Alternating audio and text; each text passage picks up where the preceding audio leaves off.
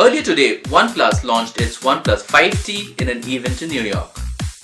Now, I wasn't actually planning to make this video, but over the course of the day, I received quite a few inquiries asking whether the 5T would be a worthy upgrade from various phones that these guys were currently rocking. Which got me thinking, if that's a question these guys have, it might be a question a lot of you might have. So, I will be answering that question in this video alongside looking at what the OnePlus 5T has to offer. Hey guys, my name is Souvik, you're watching Souvik Says. This is the channel where we help you decipher tech. Without wasting any more time, let's get right into it.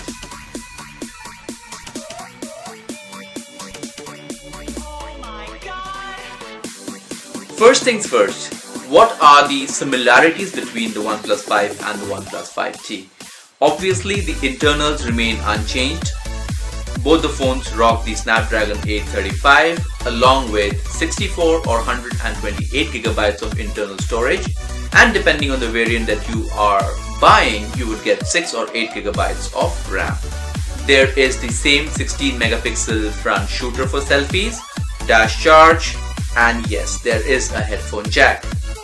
Interestingly, the pricing of the 5T is absolutely the same as the OnePlus 5. So if you are buying the 6 gigabytes and 64 gigabyte variant in India, that would cost you 32,999 rupees, whereas the 128 with 8 gigabytes of RAM variant would cost you 37,999. Let's talk about the newer stuff that OnePlus has introduced in the OnePlus 5T. First things first is the screen. Now, it has been a fad in 2017 to have taller 18:9 aspect ratio screens, and the OnePlus 5T is no different. It sports a 18:9 Full HD Plus screen as opposed to the traditional 16:9 Full HD that the OnePlus 5 sported. The next major change is in the rear camera setup. While the 16 megapixel primary wide angle camera is retained, the 20 megapixel telephoto lens is now replaced with a 20 megapixel wide angle lens, and the reason behind it, as per OnePlus, is it will help you get better low light photography. Now, it's not very clear to me as to how that is going to help the low light photography, because you already have a 16 megapixel f1.7 primary shooter, and coupling that to a 20 megapixel wide angle f1.7 secondary shooter doesn't make sense. You could as well have made the 20 megapixel your primary and have a 16 megapixel telephoto for as your secondary camera, but somehow OnePlus has gone this very unique way. How well the camera holds up is yet to be seen, because the phone was just launched. It would need some amount of reviews and tests before we can actually pass on the verdict. However, what that also means is that the 2x lossless optical zoom is gone, because you do not have a telephoto lens anymore. Now, if you are in the market for a phone for its zoom capabilities, this one might not be for you. The fingerprint sensor, rather the iconic fingerprint sensor at the front of the screen, is not there anymore for very understandable reasons. It's a taller 18:9 aspect ratio, so there is no bezel sufficient enough to hold that fingerprint sensor, which is why the fingerprint sensor has now moved to the rear of the phone, right above the OnePlus logo. And as per the hands-on that I have seen, it's not very different from what it was in the OnePlus 5 in terms of its accuracy or its speed.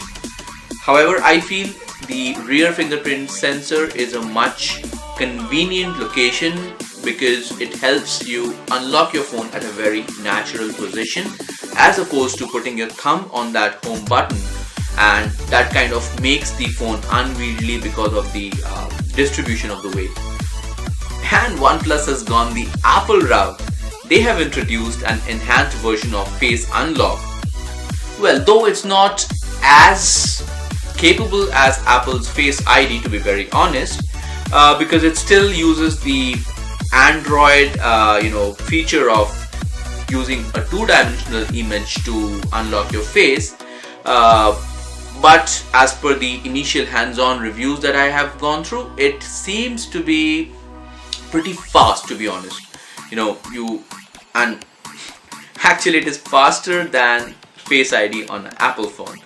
However, there are questions, and there will be questions around the security aspect, because it's a two-dimensional scanning that happens. So we have to still figure out if a photograph or a mask will be good enough to unlock the phone, or maybe even you can unlock using similar facial features, for example twins. So that's obviously something that will come forth in subsequent tests and reviews. Unfortunately, I'm not a big enough YouTuber to have a test unit with me, so I will not be able to answer those. But if I get to know something that is out of the ordinary, rest assured I will be sharing that with you.